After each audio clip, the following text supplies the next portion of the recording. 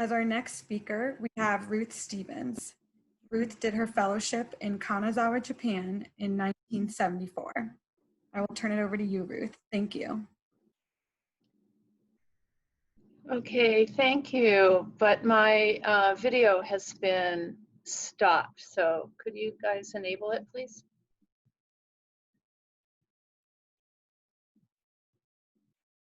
Hi. Hi, I'm Ruth Stevens and very happy to be here. I want to tell you a story about an encounter I had in January of 1980,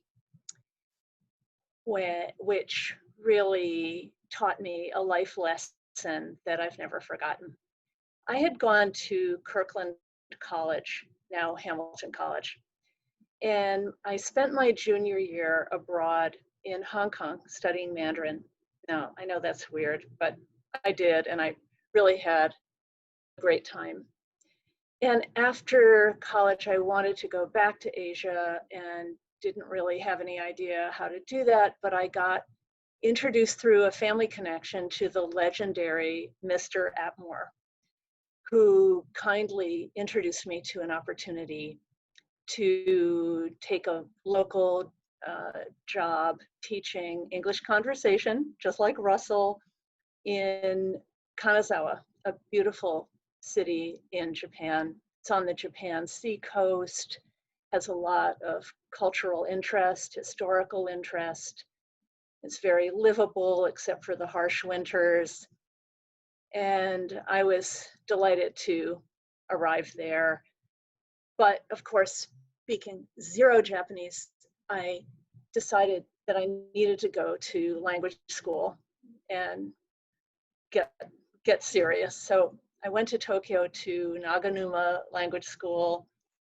Several summers in a row, I ended up staying in Kanazawa for 6 years. And during my periods in Tokyo, I met a lot of people, invited them to visit me in Kanazawa, which was pretty off the beaten tourist track at the time. And I had a good time showing people around the city, but after a while it got a little dull and I wanted them to be more self-guiding. So I put together some notes and handed the notes to them as they arrived and said, here, just, here are the great places to go. And that was pretty successful. So I kept adding more fun things to do in Kanazawa to the notes. And after a while, I realized, wait a minute, this could maybe turn into a guidebook for foreign visitors to Kanazawa. Let me see if I could pull this off. And I shared the idea with a number of friends. By that time, 3 years in, I knew a lot of people, and a couple of people stepped up and said they wanted to help. The first one was a very energetic Japanese, very good English speaker, Japanese woman who was a Tokyo native but lived in Kanazawa. And she recruited a businessman to be the leader. And we also got a member of the Kanazawa City Hall tourism department to join. And crucially, we also recruited the editor of a local monthly magazine, and he actually really understood publishing, and I didn't. And he was an important member of our little group. And the group named itself the Society to Introduce Kanazawa to the World, which is in Japanese, Sekai ni Hiraku Kai. And we set about drumming up enough cash to publish or to print and distribute the book. We sold ads, we got sponsorships, and in the August of 1979, we were able to print 3,000 copies. And I'm happy to tell you that the book sold out in 3 weeks. We ended up going back to press more than 12 times.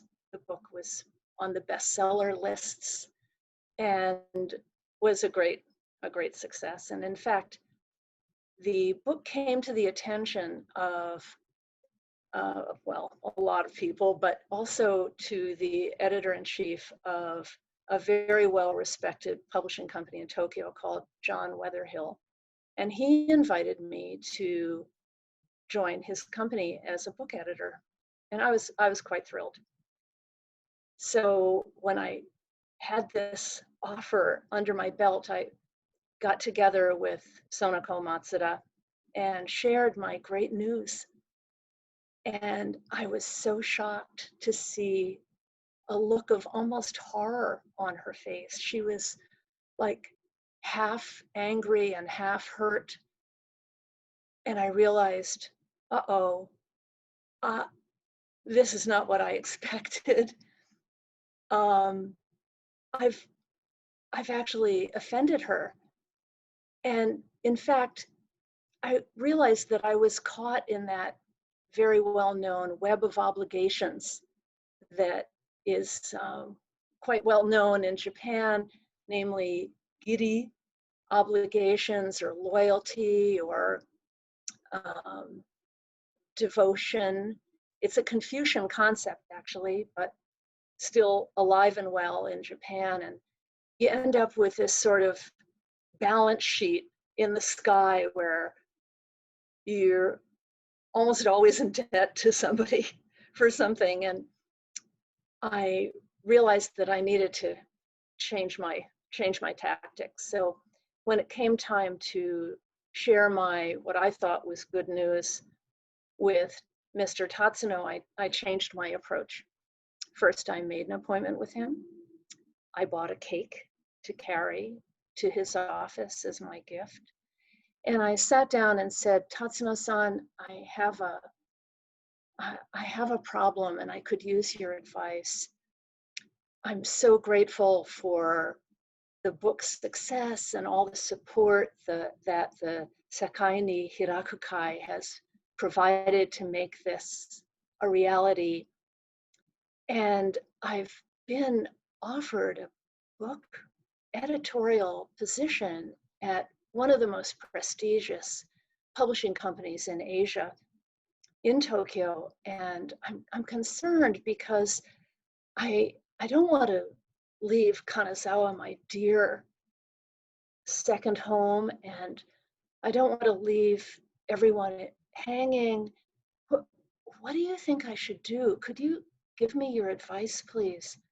And he looked at me and he said, you must take this job. Absolutely. We'll hate to see you go, but this is the right thing for you to do. And I looked at him and I said, is that right? Okay, thank you. I'll do what you suggest.